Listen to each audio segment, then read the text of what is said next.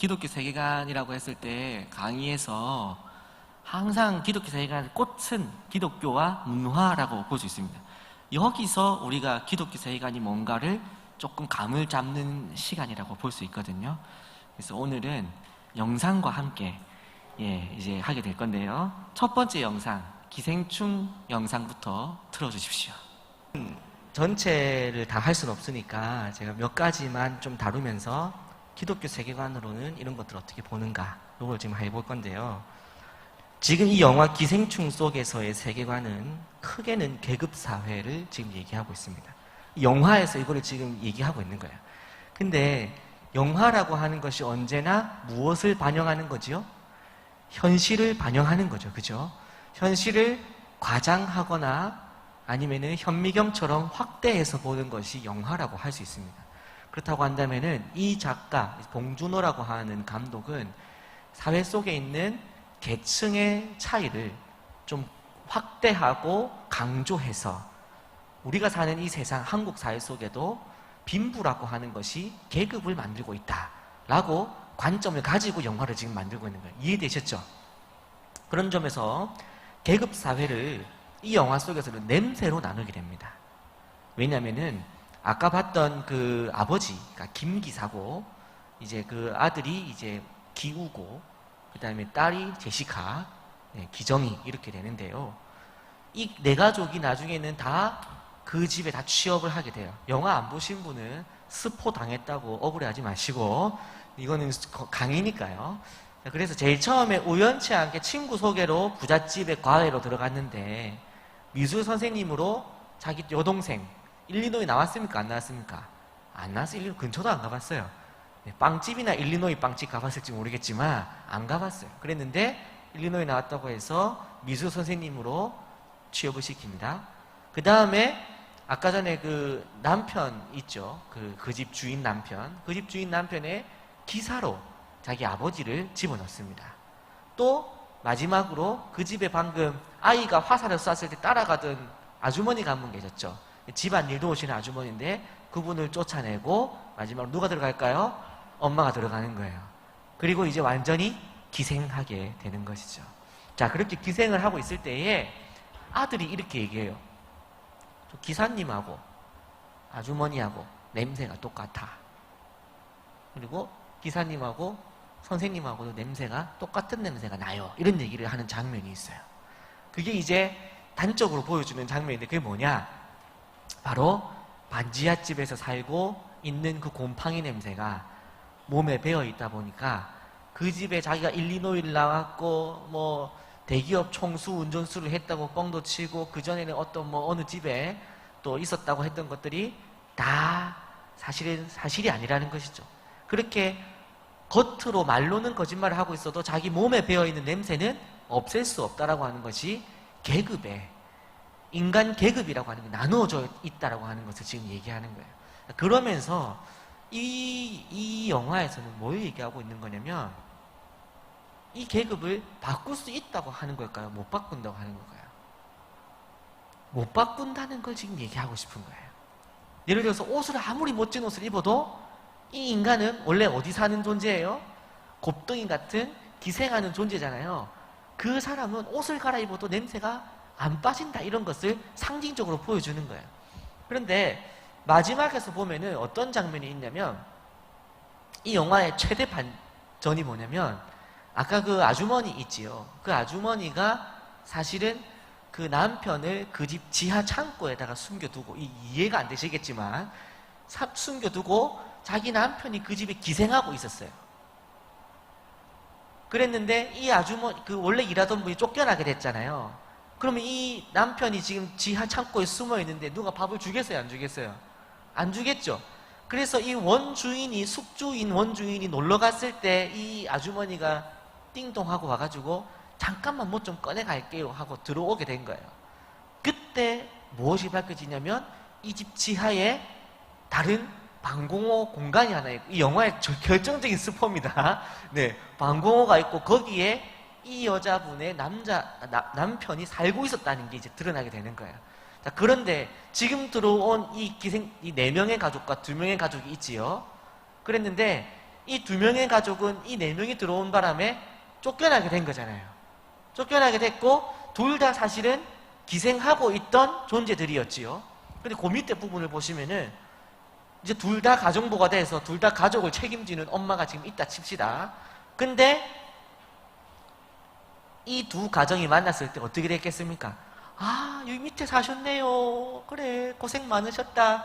그러면 앞으로도 우리가 이 집은 우리가 하니까 주인 나가면 연락 줄 테니까 와서 밥 먹고 하세요. 제가 밑에 이 음식 넣어드릴게요. 이렇게 됐을까요? 아니면은 서로 죽고 죽였을까요? 죽고 죽여서 다 죽어요. 결국 최종적으로는. 물론 몇 명은 살지만.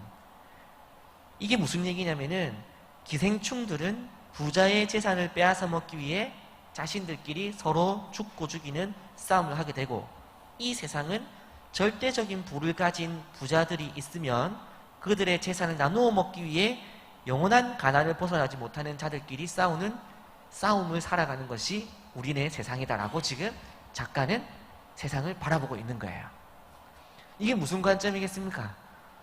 우리가 아무리 열심히 해도 절대적인 부라고 하는 그 부자 세계에는 못 간다라고 하는 절망적인 메시지를 보여주고 있는 거예요. 그것이 우리에게 진리를 가르쳐주는 것이 아니라 이 사회의 한 단면을 이 감독은 현미경으로 보고 확대해서 노력해도 안 될 수 있다는 것을 지금 꼬집어내고 있는 거예요. 결국은 뭘 얘기하고 싶은 겁니까? 그게 안 되니까 포기해라예요? 아니면 되게 해라예요? 반반입니다. 절망적인 것을 그대로 보여주는 거기도 하고, 다른 한편은 그거를 그렇게 확대하는 이유는 이게 좋다는 거예요, 나쁘다는 거예요? 사실상 나쁘다는 것을 지금 지적하고 있는 거죠. 그러면은 이게 문제가 있구나라는 것을 느끼고 뭔가 바꿔보자라는 것을 얘기하는 거예요. 왜 기생충들은 영원히 기생충으로 살고 심지어 기생충끼리 싸우고, 부자들은 가만히 있는데 기생충끼리 싸우면 되겠나? 이 얘기를 지금 이 영화에서는 한 단면으로 보여주고 있다는 것입니다. 아까 이제 냄새 얘기를 했는데요. 마지막에 파티 장면에서 한 장면이 있는데 밑에서 올라온 지하실 남자라고 부릅니다. 지하실에서 살던 원 가정부의 남편이 복수심에 이 원 가정부가 죽어요. 먼저 죽었는데 그 죽음을 복수하기 위해서 올라와서 아까 그 미술 선생이라고 속였던 딸 있죠. 딸을 칼로 찌릅니다. 칼로 찔렀을 때 이 남자도 몽둥이에 맞아요. 그 엄마가 또 힘이 좋아 보이잖아요. 씨름 투포한 선수였는지. 그래가지고 이 남자를 때리게 되고 이 지하실에서 올라온 남자도 결국 쓰러지게 되는데, 이때 무슨 열쇠고리를 가지고 있거든요. 이 열쇠고리가 이 사람 몸 밑에 깔린 거예요. 자, 근데 그때 무슨 장면이 있냐면 그 집 주인이 있죠. 부자. 집 주인이 그 밑에 열쇠를 꺼내려고 하다가 이렇게 하는 장면이 있어요. 이 뭐 때문에 이렇게 한 거죠? 냄새가 난다는 거예요. 그 냄새를 이렇게 하는 순간 송강호가 역할을 했던 이 김 기사가 그 장면을 보고는 가서 그 사장을 찌르게 돼요. 왜 찌른 것입니까? 자신의 가난의 상징인 냄새에 대해서 불쾌해하는 것을 보고 모욕감을 느끼게 된 거예요. 이 계층의 차이로 인한 무시를 받는 것. 그래서 아까 여기 글에 보면은 부자는 빈곤층을 무시하는 사람으로, 빈곤층은 부자들의 재산에 기생하는 벌레로 지금 작품에서는 묘사를 하고 있다. 1번-1에 보면 이렇게 되어 있습니다. 한번 질문을 해보겠습니다. 여러분, 세상에서 부자가 항상 빈곤층을 무시하는 게 맞습니까? 항상 그런 것은 아니겠죠, 그죠? 잘 사는 분들 중에서 정말 품위 있고 품격 있는 사람들도 있잖아요. 그래서 아주 젠틀하게 하시는 분도 있겠죠. 또 반대로 가난하면 언제나 부자들의 것을 뺏는 사람입니까? 그럼 저는 굉장히 억울할 것 같고요. 네, 어쨌든 가난하다고 해서 언제나 부자들 있는 사람들 것을 뺏는다는 것은 그거 딱 공산주의 생각이죠. 마르크스주의가 지배계층과 비지배계층 간의 싸움이라고 세상을 보고 있지 않습니까? 그 세계관이잖아요. 자, 그것을 이제 꼬집고 있는 거예요, 지금. 자, 그리고 부익부 빈익빈. 이 영화 속에서의 지금 세계관이에요. 하나는 뭐라고 했습니까? 세상을 계급이 나누어져 있다 라고 보고 있고요. 그 계급에 기생충이 있는데 그 기생충은 자기들끼리 싸워야 한다, 이렇게 지금 보고 있다는 거죠. 마지막 세 번째는 뭐냐면 부익부 빈익빈. 기생충은 숙주가 될 수 없고 숙주는 기생충의 친구가 되지 못한다.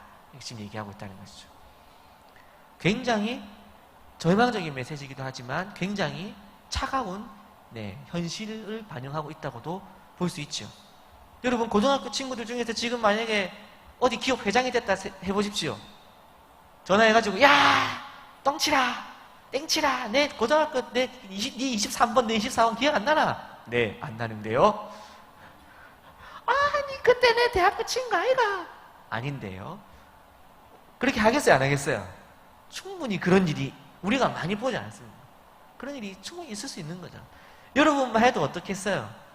교회에 지금 앉아있는데 갑자기 문 열고 들어와가지고 이 옛날에 술 친 거 아이가? 반갑더니 나가겠시겠어요? 왜 이러세요? 이렇게 하지. 우리의 생활과 수준이 달라지면은 과거에 그거를 우리는 보고 싶어 하지 않죠. 그런 것처럼 숙주와 기생충으로 나누면 숙주가 기생충을 친구로 인정할 수 있겠습니까?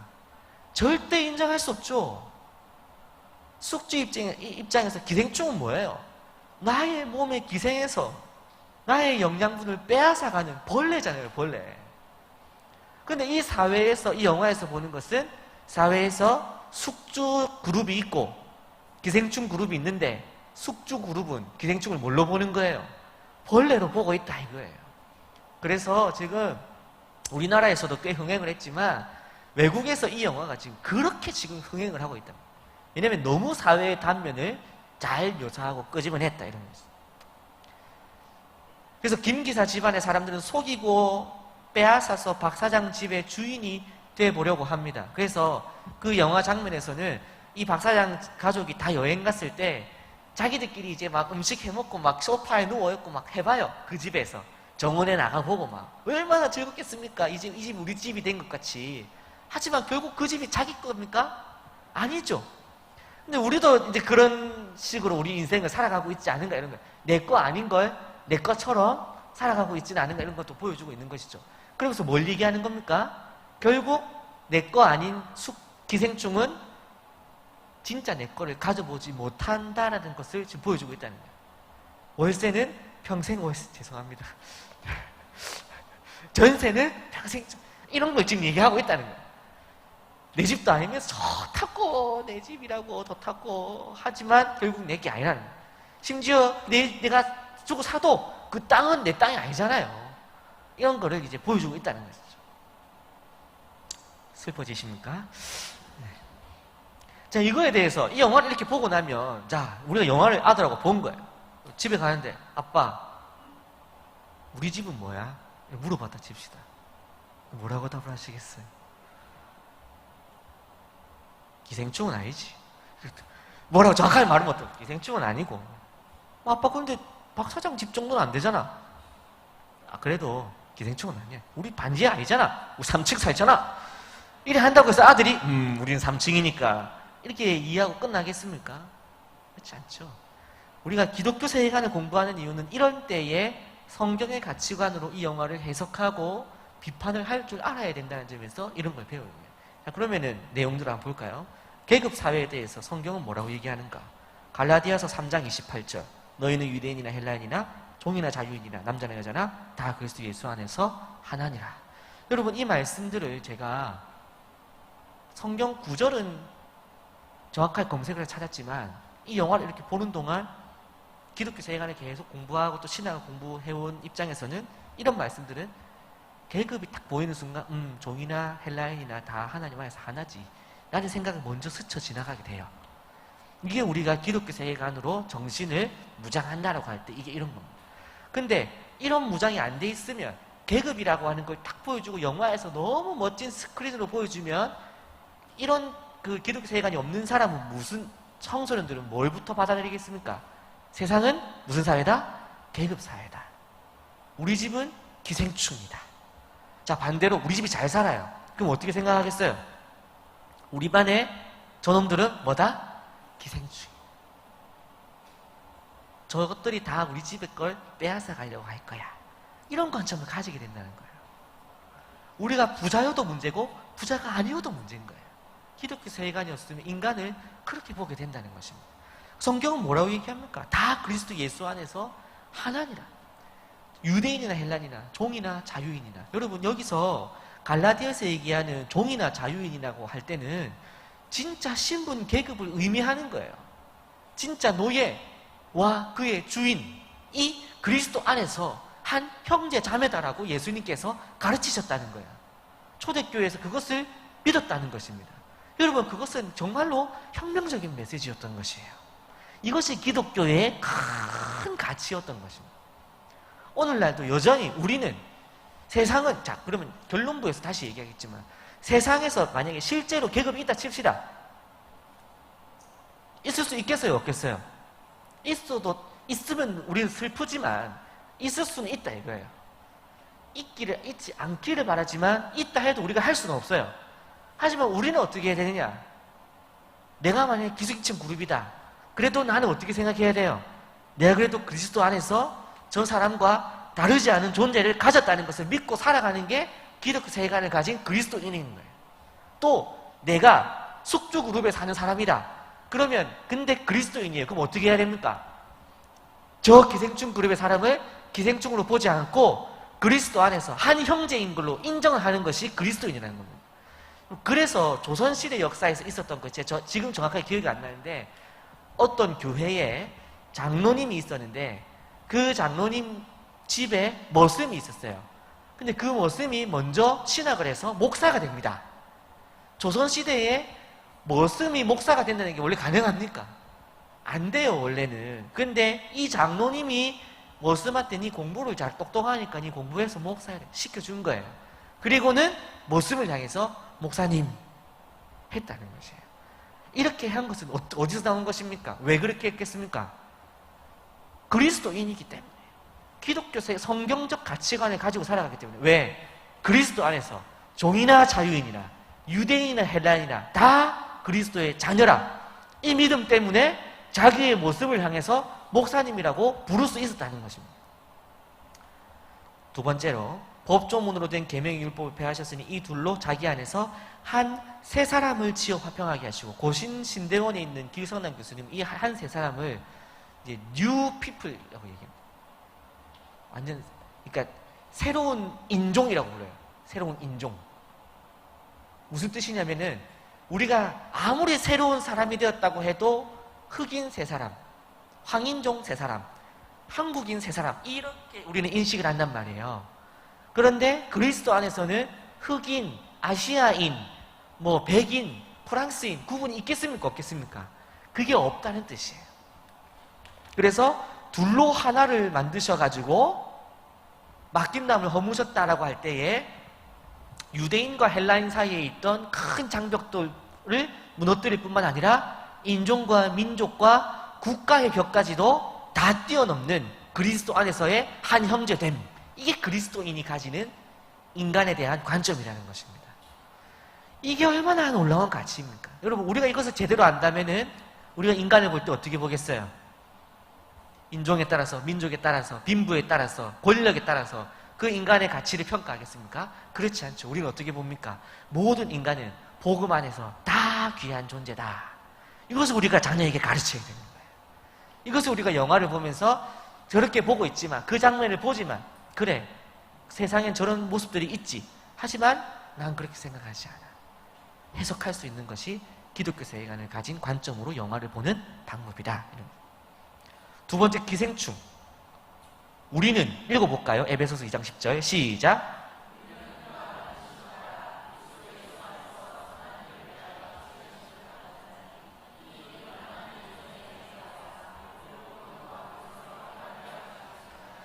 우리는 그가 만드신 바라 하나님의 형상으로 지으심 받은 존재다. 그리고 각 사람에게 하나님께서 계획을 심어 넣으셨다. 이 기독교에서만 주는 가치관입니다. 인간을 너무 귀한 존재로 보는 거예요. 지난번 말씀드렸듯이 마르크스나 진화론, 공산주의나 진화론에서 보는 인간론은 뭐라고 했습니까? 유물론적인 관점에서 우연히 발생된 동물의 진화체, 이게 다예요. 인간의 목적이 있습니까? 없습니까? 없어요. 그냥 약육, 강식, 또 무슨 선택이죠?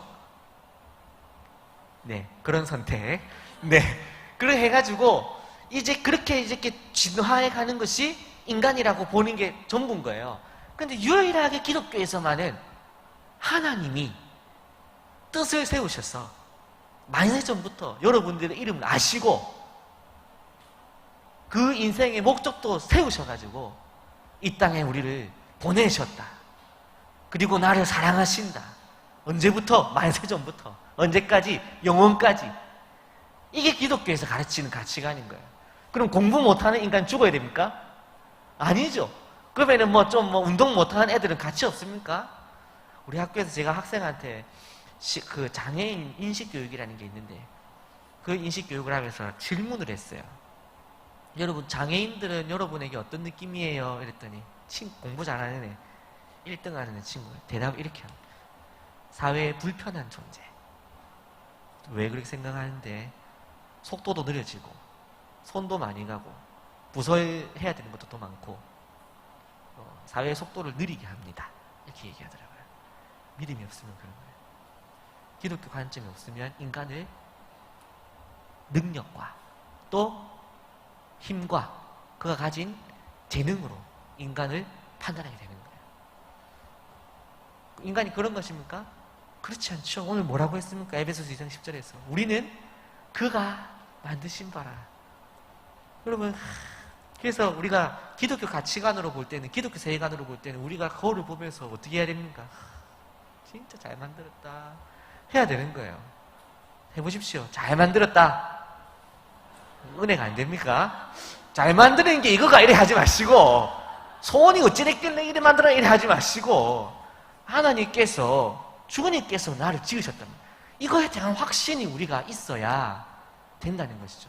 여러분, 우리가 우리의 모습과 우리의 실력과 우리의 환경에 대해서 탓하는 이유는 무엇입니까? 이 세속적 가치관에서 볼 때 그것이 무가치하기 때문에 그것을 우리는 무가치하게 생각하는 거예요. 그런데 하나님께서 나를 어떻게 지으셨다고요? 가장 아름답게 지으셨다는 거예요. 이게 기독교 세계관 관점에서 인간을 보는 관점이라는 것입니다. 이게 있으면 우리는 영화를 볼 때에도 인간을 계층으로 나누고 또 실력으로 나누고 빈부에 따라 나눌 때마다 보면서 저거 아닌데, 그래도 인간은 저런 존재 아닌데, 그런 마음을 가질 수 있어야 되는 거예요. 부익부 빈익빈. 넘어가기 전에, 그래서 성경은 인간을 하나님께서 지으신 하나님 형상을 말하고 형편과 능력에 따라 가치를 결정하지 않고 존재론적 가치를 부여한다. 무슨 말씀인지 아시겠죠? 목적론적 가치가 아니고 존재론적 가치입니다. 그냥 존재하는 즉시 가치가 있다는 거예요. 그래서 이것을 잘 표현했던 영화가 뭡니까? 쉰들러 리스트. 네. 히틀러 입장에서, 나치 독일 입장에서 유대인은 가치 없는 존재예요. 그리고 그 쉰들러라고 하는 사람도 유대인들을 돈벌이 수단으로만 사용했어요. 근데 마지막에 반지를 빼면서 뭐라고 합니까? 이 반지, 이 시계 하나였으면 내가 10명은 더 살렸을 텐데. 그때 그가 뭘 깨달은 거예요? 인간의 가치를 알게 된 거예요. 하나님 형상 깨달은 거예요. 역시 쉰들러 리스트는 다 보셨군요. 눈빛들이 그때 그 장면 이런 표정으로. 네, 쉰들러 리스트 저도 한 몇 번 봤는지도 모르겠습니다. 볼 때마다 그 감동이 얼마나 큰지요. 마지막 이 부분 다시 얘기하고요. 부익부 빈익빈. 마태복음 19장 22절 24절 읽어볼까요? 그 청년이 시작.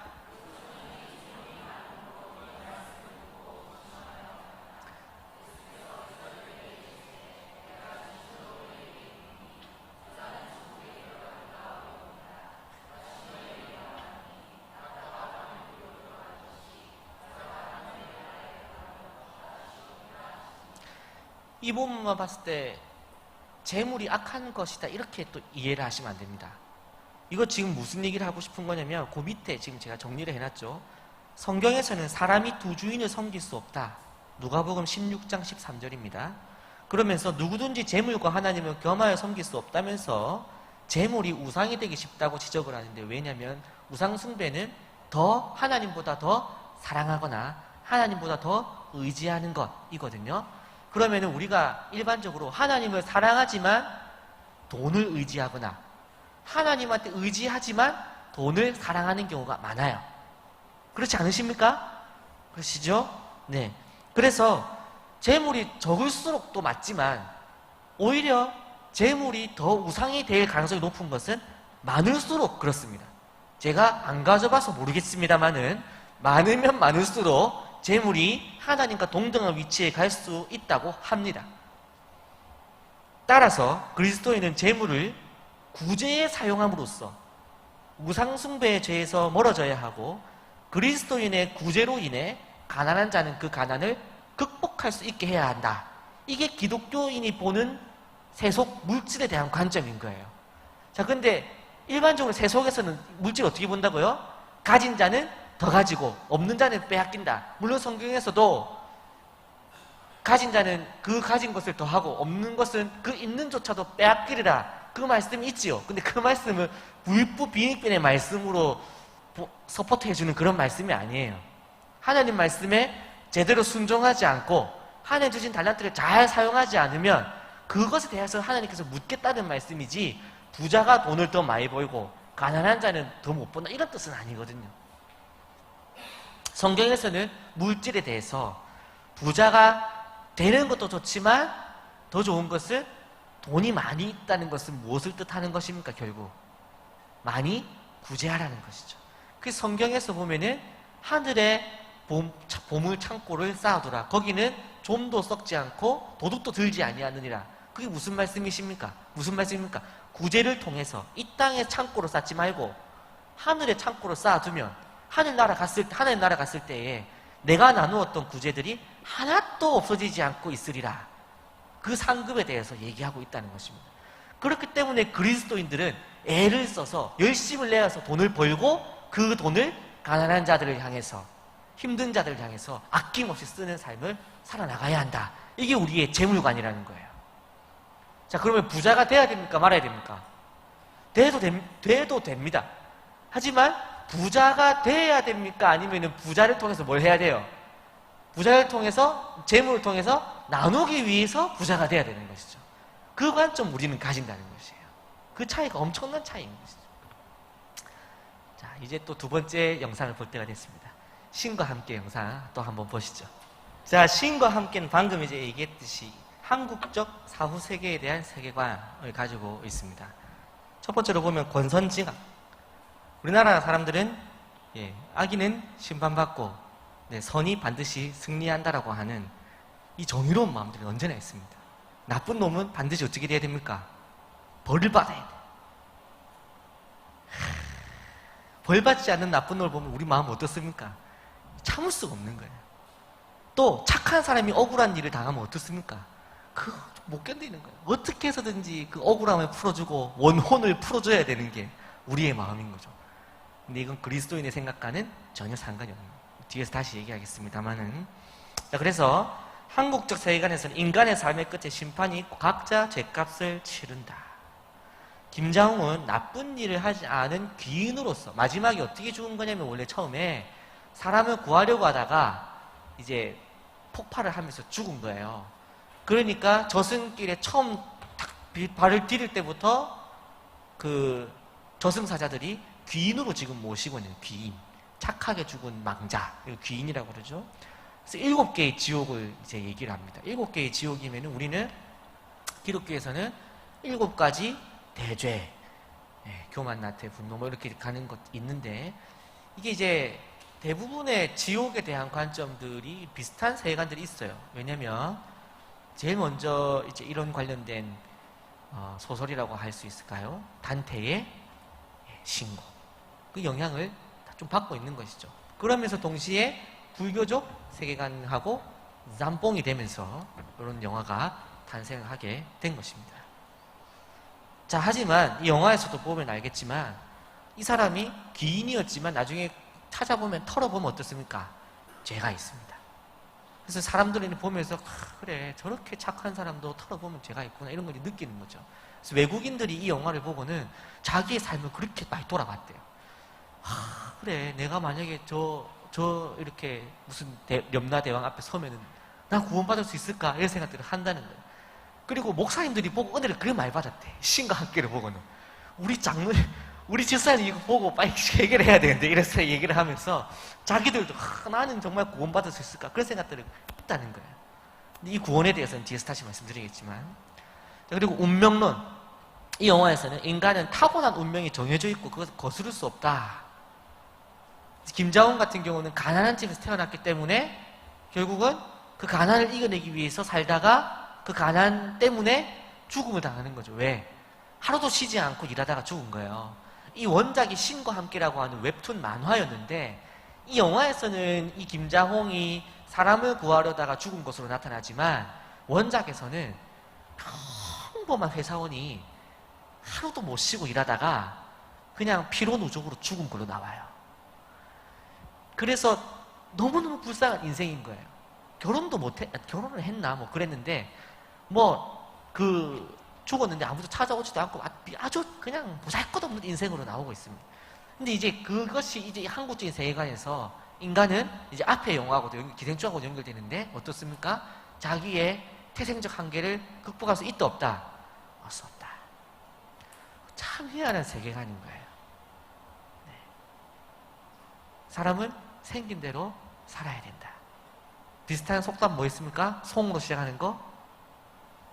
송충이는 솔잎 먹고 살아야 돼. 이 참 맞는 말인 것 같으면서도 이거 어떻게 하는 거, 사람은 어떻게 하는 거예요? 이거 그냥 깔아뭉개는 거예요. 인간은 인간으로 안 만드는 거예요. 근데 기독교에서는 어떤 거예요?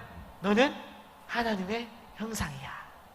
하나님께서 너를 특별히 만세전에 택하셨고 창조하셨어. 이거랑 성충이는 설립 먹고 살아야지. 여자는 집에 있어야지. 이런 거 해보십시오. 왜 그래? 이런 세계관이 얼마나 인간을 하나님의 성경적 가치관하고 반대되는 관점으로 인간을 보아왔는가, 이런 걸 우리는 느낄 수 있게 된다, 이런 거죠. 마지막 3번, 어머니의 사랑. 이 영화가 심파극이었다는 비판을 많이 들었던 이유가 꿈속에서 엄마를 만나가지고 엄마 이러면서 막 하는데 막 안 올 수가 없어요.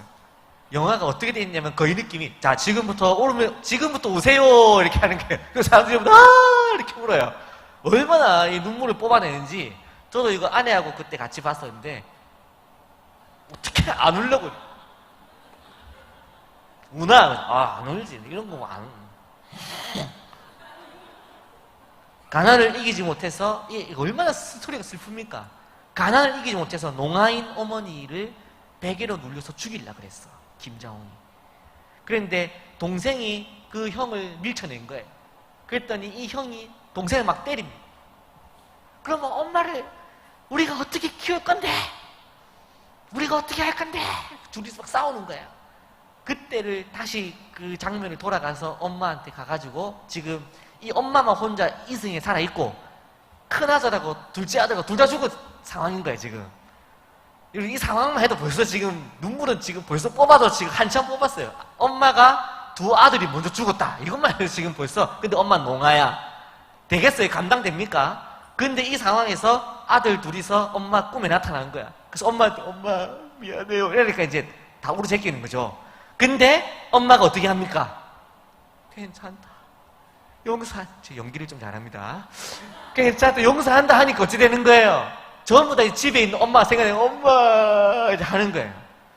근데 여러분, 이 3번에서 바로 3번으로 뛰어 넘어가면 어머니의 사랑은 기독교 관점에서 우리는 어떻게 봅니까? 좋은 사랑이죠. 하지만 우리는 뭘 가르치고 뭘 생각해야 되냐면, 그런 장면을 보면서 우리는 탁 뭘 느끼게 되느냐, 하지만 엄마도 이 땅까지에서의 사랑이지. 엄마도 분노할 때가 있지. 여러분, 아들을 사랑하고 딸을 사랑하지만 미워할 때도 있지 않습니까? 다 갑자기 저를 안 보시는데 미워할 때도 있으시잖아요. 어떻게 이런 놈이 태어났노, 이런 생각 우리가 할 때가 있잖아요. 놀라운 것은 우리 하나님은 그런 생각을 안 하신다. 하나님의 사랑은 변하지 않으신다. 그 아가페의 사랑. 여러분, 우리 뉴스에서도 자기 자녀를 죽이는 부모도 있잖아요. 그런 부모도 있단 말이에요. 근데 그러니까 그 어머니의 사랑이라고 하는 게 절대적인 사랑이 아니라는 거예요. 영화에서 보여주는 것처럼. 학생들 중에서 어머니의 사랑, 우리 큐티학교에서도 엄마 좀 이렇게 해가지고 이렇게 하고 싶을 때 감동이 없는 애들이 있어요. 전혀 엄마로부터 사랑 못 받아본 사람들 있거든요. 그런 엄마들이 있어요. 그러나 우리 하나님의 사랑은 어떻다고요? 완벽한 사랑. 로마서 5장 8절 읽어볼까요? 시작.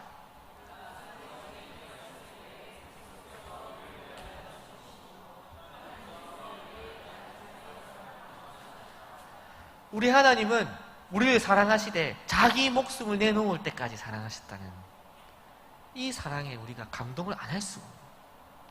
하지만 우리는 이 사랑에 대해서는 자기가 죽지 아들을 죽이네 이런 생각이나 하고 있고 감동을 하지 못하고 이 김자홍의 어머니에 대해서는 그리 감동을 하더라 이런 것이죠. 사실은 제가 이거를 지금 비교하는 이유는 영화에서 우리가 감동을 받다 보면 저것이 맞다라고 흘러가게 세계관이 바뀌어버린다는 거예요. 무슨 말씀인지 아시겠죠? 그래서 이것을 기독교적인 관점으로 재해석을 다시 하는 거예요. 권선징아 좋지요. 악인은 심판받아야 되지요. 근데 적혀 있는 거 보십시오. 성경은 모든 사람이 죽은 후에 심판이 있다고 말하고 있는 것은 맞지만 그것은 각자의 자범죄에 대한 심판이 아니며 선을 행함이 그를 구원하는 것이 아닙니다. 자, 그런데 오늘 이 영화에서는 어땠습니까?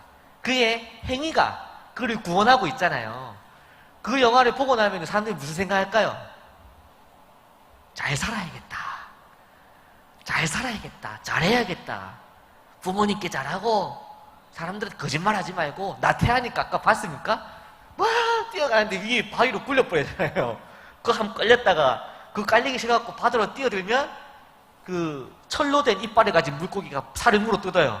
다시 올라오면 다시 깔려요. 이제 그런 지옥을 받기 싫으니까 이제 열심히 살아야겠다 생각하는 거예요. 그런데 기독교의 구원관은 뭡니까? 우리의 행위로 구원받는 건가요? 그렇지 않다는 것이죠. 믿음의 증거로서 선행이 뒤따르는 것이며 행함이 없는 믿음도 공허한 것이지만 믿음이 없는 선행도 소리만 요란할 뿐이다. 이걸 우리는 기억해야 된다는 것입니다. 그래서 그런 장면을 보면서 잘 살아야겠다라고 생각하지만 동시에 우리는 기독교인이라면 거기다 플러스 뭘 추가해야 됩니까? 믿음 제대로 지켜야겠다. 그리고 잘 살기도 해야겠다. 이게 나와야 되는 거예요. 그 영화 보고 딱 집에 오면서 와이프하고 딱 운전하면서 봤지? 앞으로 내 무시하는 말 하지 마라. 이러고 온다고 끝나는 게 아닌 거예요. 탁 타고 오면서 옆에 와이프 또 대답하는 거예요. 봤지? 나 태지옥 한번 빠져볼래? 똑바로 해라. 이렇게 한다 끝이 아닌 거예요. 우리는 어떻게 해야 됩니까? 돌아오면서 열심히 살든 뭘 하든 믿음이 없으면 다 소용이 없는 거. 우리 수요 성경대학에 가서 말씀 듣자. 이런 결론으로 우리는 가야 되는 거예요. 아멘이 안 나오는 걸 보니까 네. 그래서 마태복음 7장 21에서 23절을 보면은 내가 병든 자도 고치고 뱀도 집어들었는데 왜 내가 천국을 못 가요? 라고 얘기해요.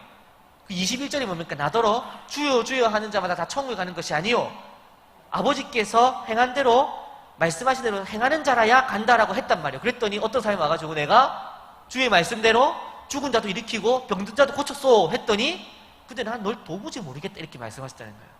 이게 결국 무엇을 의미하는 겁니까? 그 위에 있는 문장 그대로 행함이 없는 믿음도 거짓말이죠. 무슨 말씀인지 아시겠어요? 내가 믿음이 있노라 하고 행함이 없으면 믿음이 있는 겁니까? 없는 겁니까? 없는 거예요. 또 반대로 내가 행함이 많다고 해서 믿음을 보장해 주느냐? 그것도 아니라는 것이죠. 우리는 이것까지 볼 수 있어야 되는 거예요. 근데 신과 함께라는 영화를 보고 나면 원래는 뭐라고요? 와, 잘 살아야겠다. 그래서 기독교인들 중에서는 그거 보고 그래 새벽기도 열심히 가야겠다. 행함이 중요하지. 이렇게 적용을 하는 사람도 있어요.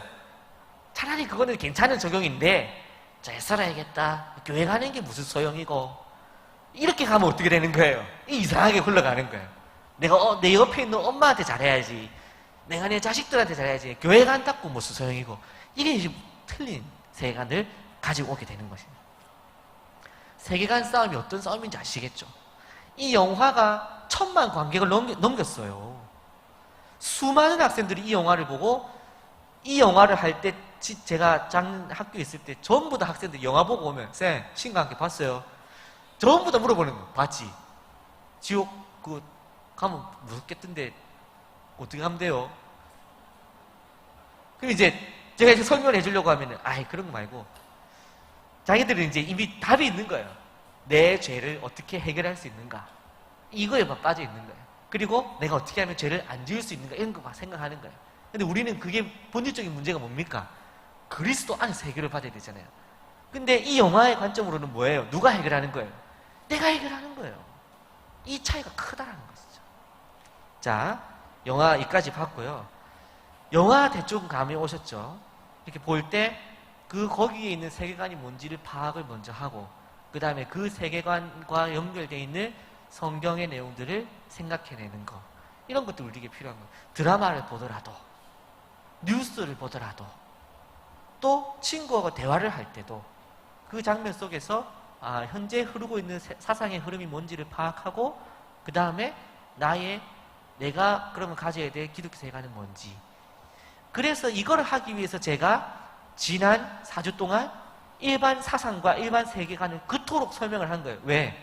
이 영화의 세계관이 뭔지를 파악하기 위해서는 일반 사람들의 세계관을 알아야 그 사람들의 세계관이 뭔지를 알 수 있다는 거예요. 계급이 뭔데? 이렇게 되면은 비판을 할 수가 없는 거예요.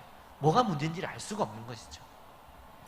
자, 그러면 조금 더 어려운 건데 여러분 아마 헷갈리실 수 있습니다. 이번에 보는 영상은 레이디 가가라는 가수의 Born This Way라는 노래입니다. 가사가 지금 같이 있거든요. 가사만 읽어보시면 오른쪽을 제가 이렇게 미리 답을 다서 그렇지 왼쪽만 읽어보시면은 참 은혜로운 가사예요. 이게 이제 이게 세계관의 싸움인 거예요. 굉장히 치열한 싸움입니다. 레이디 가가 노래를 기독교 세계관이 제대로 정리가 안 된 사람이 들으면은 이거는 기독교 노래예요. 하나님 자꾸 들어가잖아요. 하나님 실수합니까? 안 합니까?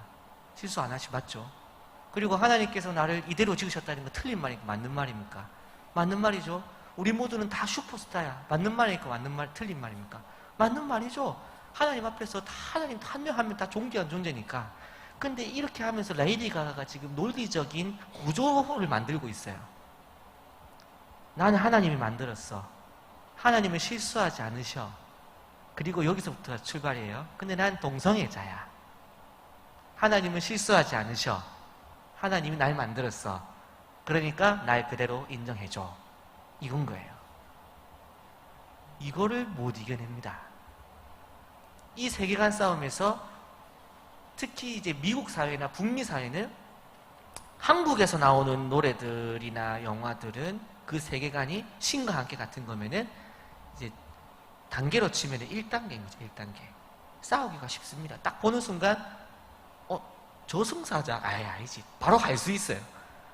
그런데 여기서는 지금 어때요? 지금 뭐가 문제인지 지금 정확하게 잡아내기가 어려운 거예요. 왜? 레이디 가가도 다 크리스찬 가족에서 자랐을 거란 말이에요. 어릴 때 기본적으로 기도하고 컸을 거예요.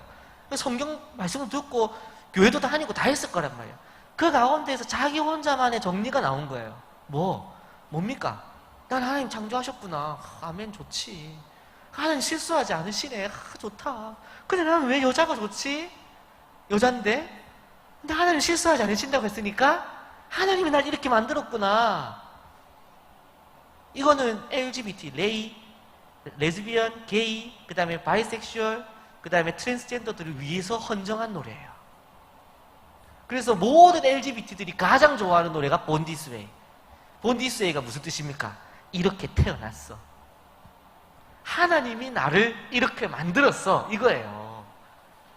세계관 싸움이 이런 겁니다. 느낌이 오십니까, 조금? 그냥 세계관을 가져야 된다. 기독교 세계관이 정확하게 있어야 된다. 얘기할 때 그게 뭔데? 이렇게 생각하셨을 텐데 이런 점에서 이제 나타나는 거예요. 아주 애매하면서 교묘하게 공격을 하게 되는 것이죠. 다음 페이지로 한번 넘겨보시겠어요? I was born this way. 나는 이렇게 태어났어요. 성경으로 따지면은 증거 구절이 뭐였겠습니까? 창세기 1장 27절. 하나님이 자기 형상 곧 하나님의 형상대로 사람을 창조하시되까지만 본 거예요. 레이디 가가는. 근데 우리는 그 다음에 뭐가 있습니까? 남자와 여자를 창조하시고. 우리는 이까지를 다 받아들이는 거예요. 근데 레이디 가가는 하나님 말씀을 비틀었죠. 이게 바로 원래 누가 쓰는 방법입니까? 마귀가 쓰는, 사단이 쓰는 건 누구한테 했어요? 이렇게 해가지고. 예수님께서 광야에 나가셨을 때 하나님 말씀 갖고 와가지고 한 단어 빼고 한 단어 붙이고 문장 뒤집어 가지고 하나님 말씀을 교묘하게 바꿨잖아요. 또 누가 했습니까? 하와에게 뱀 사탄이 와가지고 뭐라고 했습니까? 정령 동산에 있는 모든 실과를 먹지 말라고 했느냐? 주님께서 언제 그런 말씀하셨습니까?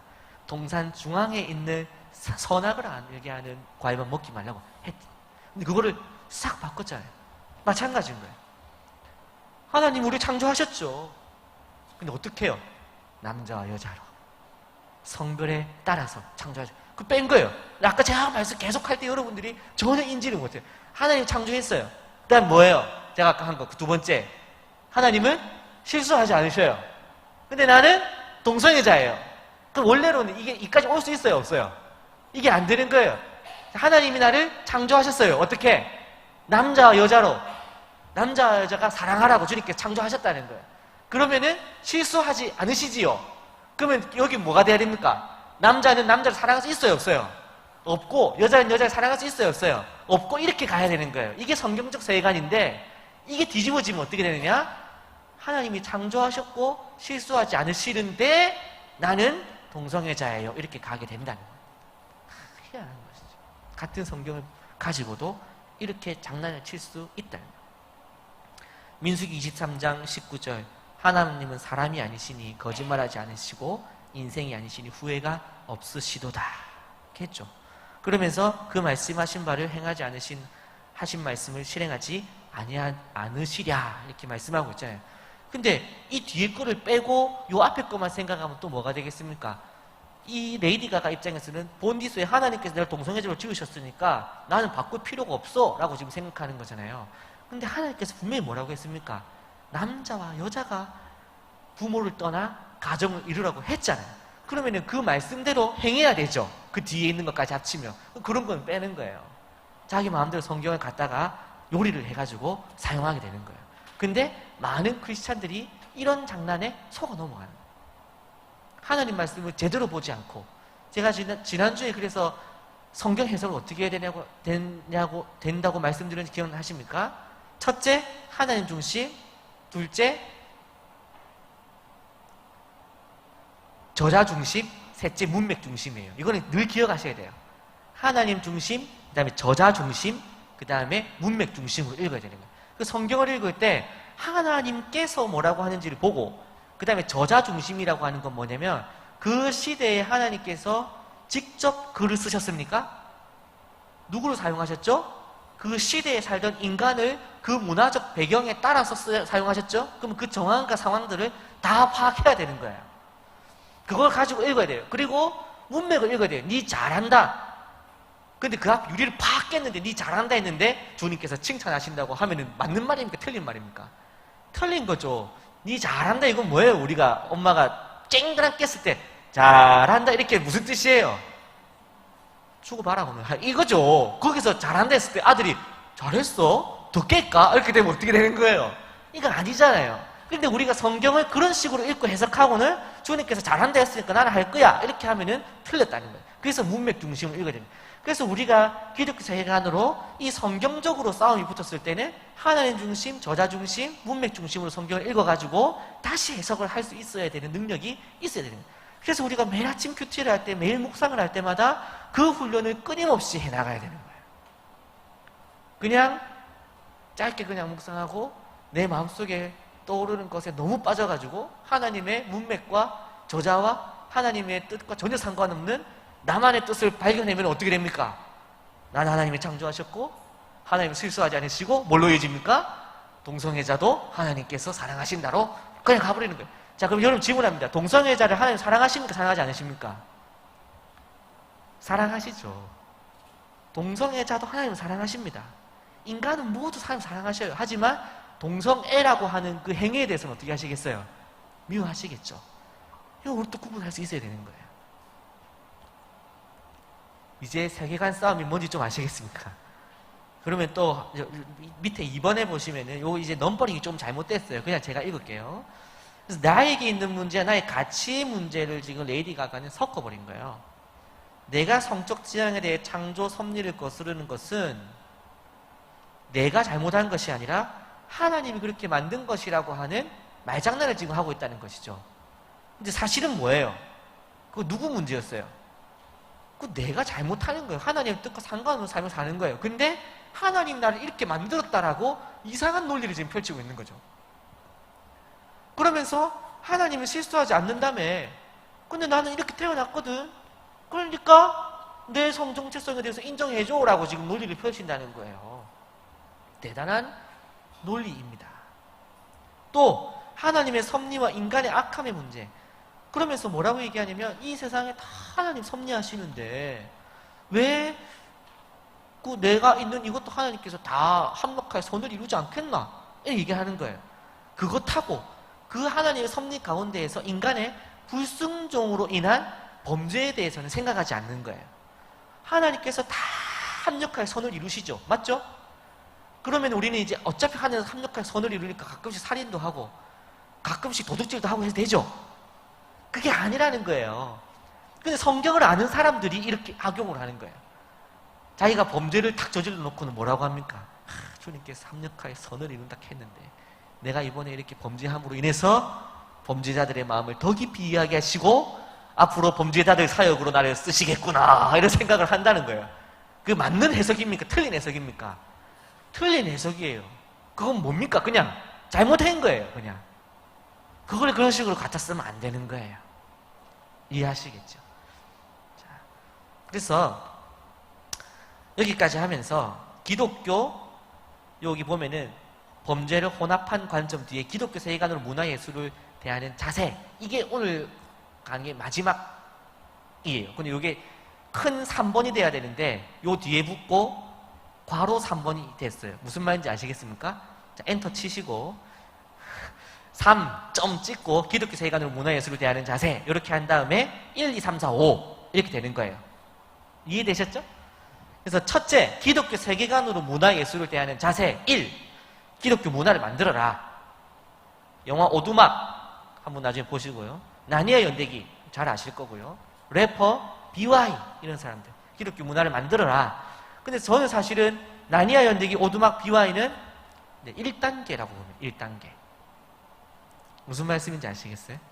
나중에 제가 예를 하나 보여드릴게요. 영상 2개를 더 볼 건데 시간이 거의 다 돼가지고 2번 시간이 다 돼도 영상 2개는 볼 시간 있으시죠? 네, 알겠습니다. 자, 그리고 2번 기독교 세계관에서 용납할 수 있는 문화를 소비하라. 자, 본디스웨이 우리가 노래 그 뮤직비디오 보고 할 수 있어요? 없어요? 딸이 본디스웨이 막 들으면서 막 춤추고 있는 거예요. 하고 있는 거예요. 해도 돼요? 안 돼요? 해도 되는데 가르쳐서 해야 되는 것이. 그래서 우리가 소화할 수 있는 문화를 소비해야 돼요. 소화할 수 있는 문화를. 그래서 그게 해석이 아직 안 됐고 아직 정리가 안 된 문화에 대해서는 조금만 기다릴 필요는 있습니다. 근데 지금 문화 전쟁에서는 문화의 속도가 세속 문화가 빠르겠어요? 크리스찬 문화가 빠르겠어요? 세속 문화가 언제나 빠릅니다. 문화 전쟁에서 사단이 문화 전쟁을 잡아야겠다고 전략을 취했다라고 저한테 메일을 보냈진 않지만 네, 확실합니다. 지금은 사단이 문화 전쟁을 전략적으로 잡았어요. 그렇기 때문에 언제나 세속 문화가 우리에게 매력적일 수밖에 없습니다. 그러면 이것이 세속 문화에서 반기독교 요소가 있는지 없는지를 우리가 살펴볼 필요가 있는 거예요. 그거를 살펴본 다음에 그것을 재해석하고 소화해서 다시 소비하고 그 다음 게 뭐냐면 5번에 있는 재생산까지 갈 수 있어야 되는 거예요. 자, 근데 일단 3번부터 세속 세계관으로 만들어진 세속 문화에서 하나님을 발견하라. 신과 함께는 기독교 영화입니까? 아닙니까?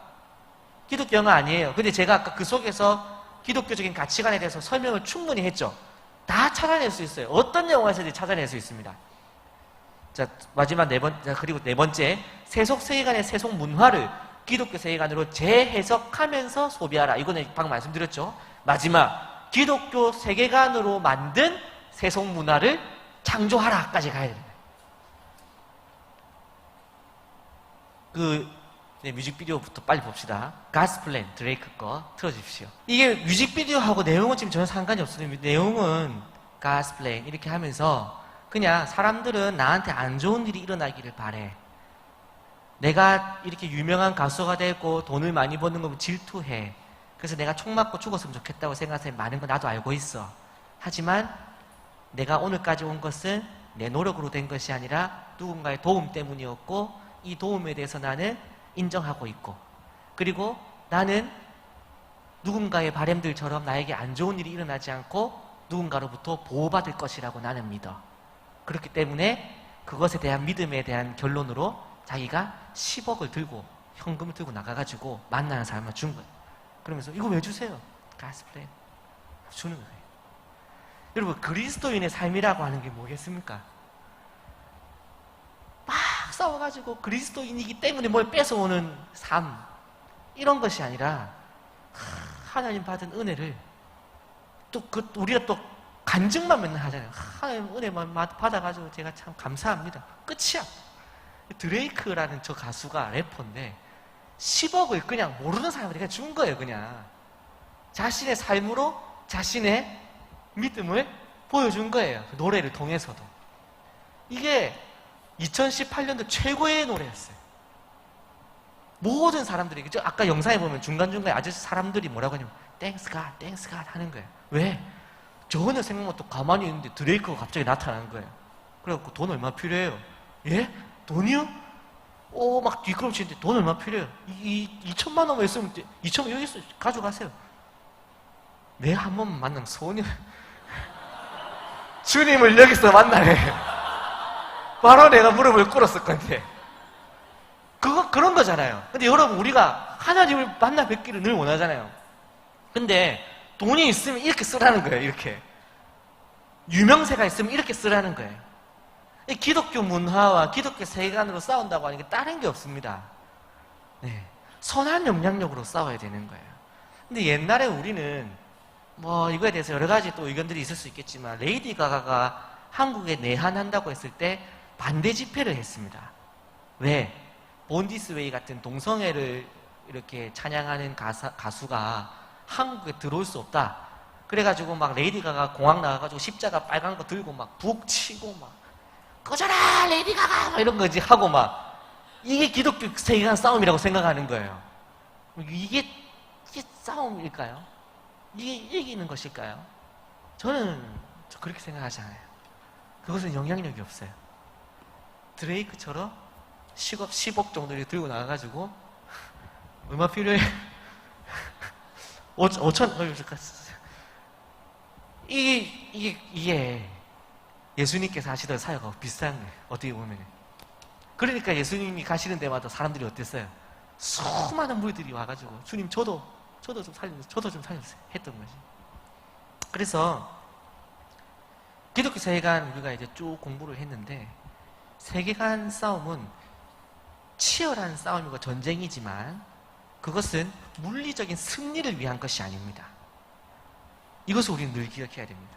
그래서 우리가 1차원적으로 생각하면 세속 문화를 금지시키고 레이디 가가 같은 가수들을 활동 중지시키면 승리했다고 생각하는 거예요.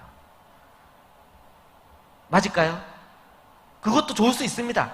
하지만 그것보다 더 좋은 것은 뭡니까? BY를 더 띄워가지고 BY씨가 이걸 봐야 되는데 BY를 더 띄워가지고 한 1,000억 벌어가지고 한 10억 정도 그냥 이렇게 기부하고 이런 삶을 사는 것이 훨씬 좋은 거예요. 여러분 청소년들 중에서 BY 모르는 사람은 없습니다. 그리고 BY 랩은 다 따라해요. 그래서 내가 물어봐요. 무슨 가사인 줄 몰라요? 그냥 하는 거예요. 그냥 하는 거예요. 멋있으니까. 멋있는 좋은 가수가 나타나서 크리스찬 세계관을 가지고 살아가면 되는 것이죠. 마지막으로 오늘 영상 하나만 딱 보고 이 모든 세계관 강의를 마치도록 하겠습니다. 비긴 어게인 영상 보여주십시오. 이제 이 댄과 그레타는 음반을 제작을 하게 되는 거죠. 그래서 좋은 음악으로 이제 가수를 또 하고 많은 음반이 팔리게 됩니다. 이 영화 전부입니다.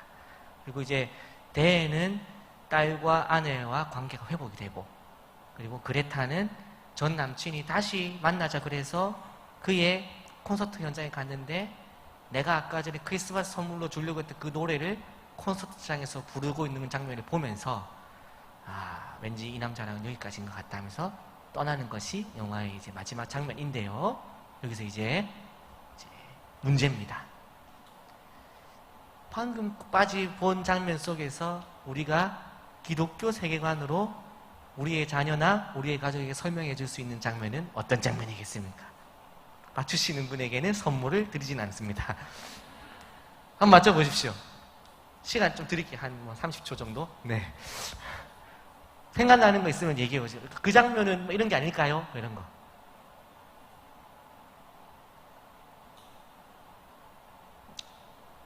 예, 얘기하십시오. 네. 결혼하기 전에 성관계를 가진 것은 나쁘다. 네. 이게 이제 1단계의 기독교 세계관으로 영화를 보면서, 저건 틀렸지. 이거는, 저기서 지금 그런 메시지 좀, 뭐 줄 수도 있지만, 네, 좋은 지적입니다. 또 다른 또. 네네.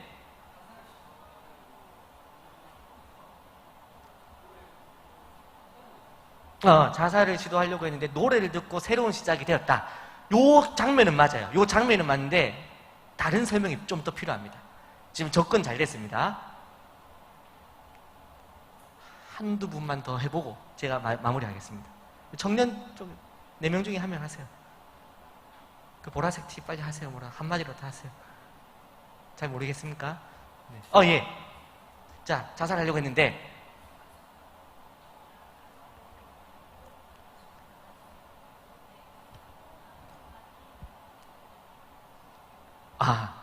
성공하면, 음반이 성공하면서 가족이 회복이 됐기 때문에, 그걸 보면 어떤 사람들은 성공이 회복의 그것이 아닐까 생각하지만, 전부는 아니다. 라는 얘기를 지금 하셨고, 물론 영화에서도 음반은 성공했지만 그 여자는 남자친구랑 회복이 안 됐어요.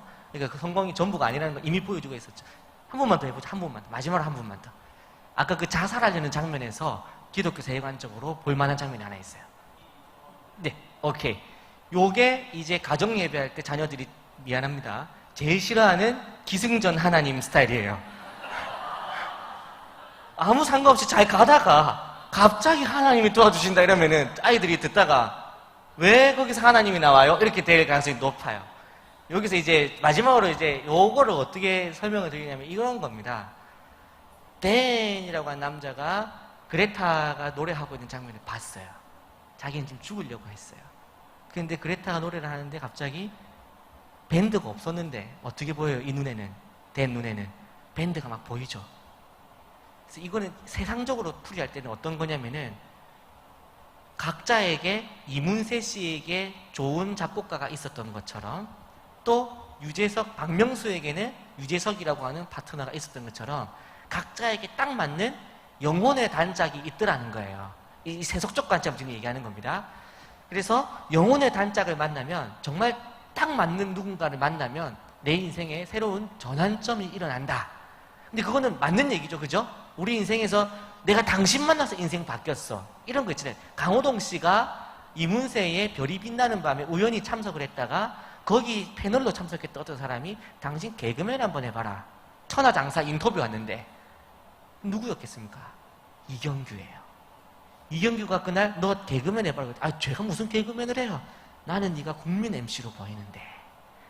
그 국민 MC가 만들어요. 그러니까 그게 그런 결정적인 만남이거든요. 요거를 우리는 어떻게 풀어내느냐. 인생에서 결정적인 만남이 있으면 인생이 전환되는데 넌 누굴 만나야겠니? 넌 하나님을 만나야 되는 거야. 아브라함이 인생에서 완전히 어디로 가야 될지 모르고 75세까지 살았는데 누가 나타나셨는가? 하나님께서 오셔서 내가 너에게 보여줄 땅으로 가라. 그랬더니 아브라함이 어떻게 됐습니까? 믿음의 조상으로 인생이 바뀌게 되잖아요. 그런 것처럼 이거를 그냥 갖다 붙이는 것이 아니라 요거를 충분히 설명하고 이 내용에 대해서 완전히 이해한 상태에서 그와 유사한 기독교 세계관적 관점을 풀어내는 거죠. 이런 것들이 우리가 영화를 보면서 해나가요. 그래서 여기에 보면 하나가 더 있는데 이 노래에 보면 로스트 스타즈라는 노래가 이제 이 노래의 OST거든요. 메인 테마 OST인데 로스트 스타즈 제목 자체가 보십시오. 길을 잃어버린 별들이란 뜻이잖아요. 별이 길을 잃어버립니까? 잃어버리지 않죠. 근데 여기에서 무슨 얘기를 하고 있냐면 별이 설령 길은 잃어버린다 할지라도 빛은 잃어버리지 않아. 자, 이렇게 되면 이제 우리 또 뭐라고 할 수 있겠습니까? 네가 아무리 방황하고 아무리 실패하고 아무리 어려운 상황 놓여 있다 할지라도 너의 가치는 변하지 않아. 왜? 너는 하나님의 형상으로 지으심을 받았기 때문에. 이러면 어떻게 되는 거예요? 자녀가 딱 듣고는 아빠 말빨 장난 아니네 하는 거예요. 제가 학교에서 수업을 할 때 요렇게 기독교 세관을 마지막 풀어내면은 요 전개가 조금만 어설프면 아이들 듣다가 아이 또 개독교 소리 나온다 이렇게 돼요. 근데 잘 풀어내면은 탁 듣다가 살아있네 이래 하는 거예요. 근데 이게 기독교 세계관으로 우리가 문화를 바라보고 해석하고 풀이하는 한 여러 가지 모델들을 오늘 보여드렸습니다.